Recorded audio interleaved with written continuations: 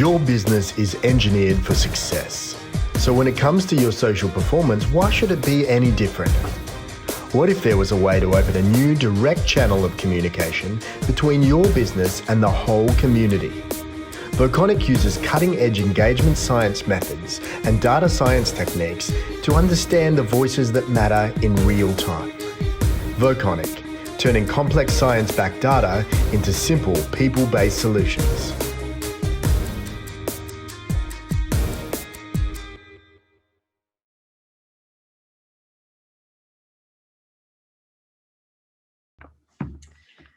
Good afternoon, ladies and gentlemen. I'm Alison Terry. I'm Director of Sustainability and Corporate Affairs here at Fortescue Metals Group. As I join you today from Perth, I would like to acknowledge the traditional custodians of the land on which we meet, the Whadjuk people of the Noongar Nation, and pay our respects to elders past, present and emerging. And I'd also like to extend that respect to other Aboriginal and Torres Strait Islander people joining us here today. And thank you very much to the organisers of IMARC Online for the opportunity to speak today about Fortescue's values-based approach to sustainability. Fortescue is a company defined by a very unique and differentiated culture and values that guide our business and our business decisions. Safety and family are absolutely core to those values, but it is important to note that these aren't just posters on the wall or PowerPoint slides. They're genuinely part of the way that we do business and the way that we work with each other. Anyone who visits us here in Perth is quite struck by the open plan layout of our offices. Conversations happen very quickly in that environment, and we're not stymied by bureaucracy or hierarchy as we have an emphasis on moving rapidly to develop practical initiatives that deliver real benefits to our communities. Our sustainability approach is structured around three core pillars, and I'll talk briefly about each of those today. We are focused on setting high standards, safeguarding the environment, and creating positive social change. I think most people will be aware that corporate sustainability has really become a focus for shareholders, for governments, and it's increasingly important to the whole community. We've aligned our approach with the UN Sustainable Development Goals, and we're focused on working with host governments as they strive to deliver against this very important global agenda.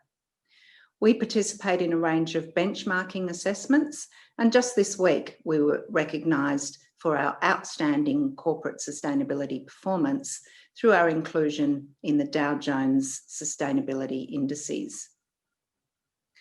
So when we turn to setting high standards, health, safety and well-being of the entire Fortescue family is our number one priority, and we're committed to continuously improving as we strive to become global leaders in safety.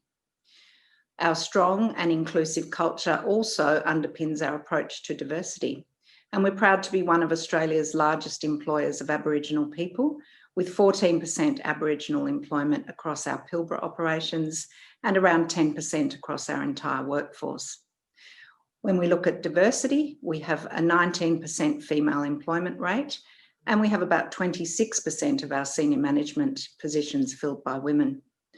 Our board has a 44% representation of females, and most importantly, our CEO, Elizabeth Gaines, is one of only 10 female CEOs in the ASX 200.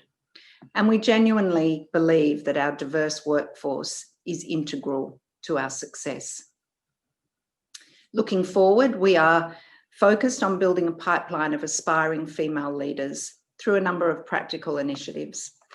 And these include a commitment to gender pay equity, flexible working arrangements which are utilised by over 430 of our site and office-based employees, our 24-hour, 7-day-a-week Fortescue Family Room, which provides childcare support for working parents, and a range of leadership and career development programs which are available to female team members, and as we embrace technology, we're building a more inclusive and flexible workplace. In our Fortescue Hive, which is our integrated operations centre, women currently hold around 49% of positions. And that's a centre which has really embraced innovation and technology to bring many teams that were traditionally based on site together, working flexibly. The Hive was also built as an all abilities accessible space, and which in turn has built a very flexible workplace, fostering that supportive and inclusive culture. So if I could turn now to the protection of Aboriginal heritage, and certainly the mining sector's work with Aboriginal communities and the industry's approach to protecting Aboriginal heritage has come into sharp focus for all of us this year. And we believe that it's critically important that we find the appropriate balance between protecting significant Aboriginal heritage and facilitating local jobs and economic growth. Our primary objective has always been to avoid significant Aboriginal cultural places, and since we commenced our operations, we have avoided over 6,000 such heritage places. We carry out our activities in close consultation with our traditional knowledge holders within the existing framework of WA's Aboriginal Heritage Act. And we remain firmly committed to open and transparent engagement for the protection of all Aboriginal heritage in the Pilbara. So if I can now switch to our second pillar, which is safeguarding the environment. And again, we would all recognise that the impacts of climate change are changing the way we live, the way our businesses operate, and how our communities work. The business sector is certainly in a very privileged position to take the lead and tackle the challenges of climate change head on.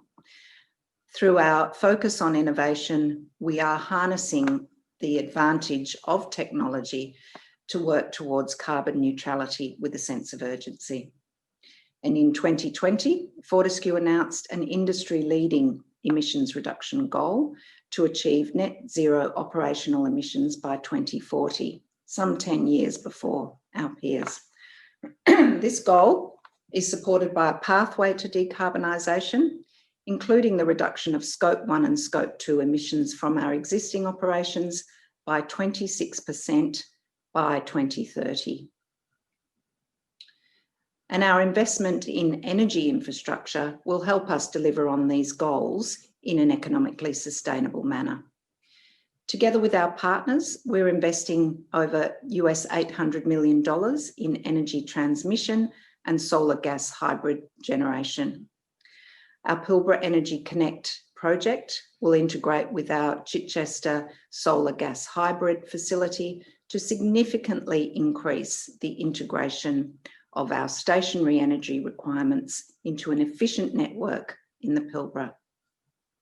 In addition, we have a number of hydrogen projects underway, and these are part of ensuring that Fortescue and Western Australia can be at the forefront of the export potential of green hydrogen from Australia. Our third pillar is creating positive social change. And we believe that we are in a unique position to empower Aboriginal people and contribute to the vibrancy of regional centres through training, employment, and business development opportunities. Integral to this has been our Vocational Training and Employment Centre program, which has been providing training and employment opportunities for Aboriginal people since 2006, some 2 years before our first shipment of iron ore left Port Hedland. Today, over 900 VTech graduates have joined our operations and have begun full-time work at Fortescue. And through our Billion Opportunities program, we've awarded around $2.7 billion in contracts to Aboriginal businesses and joint ventures. So in closing, I did want to touch on the broader issue of how business can best engage with and support communities.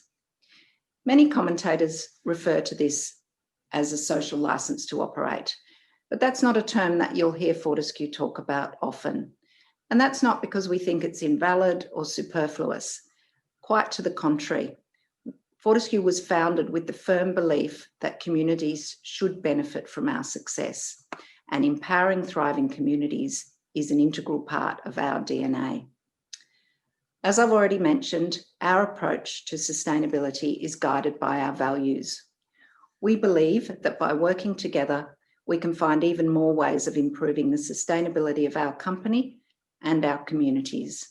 And the reality is that business, government, and community working together will deliver positive policy and improved social outcomes. Thank you for the opportunity to talk to you today. Your business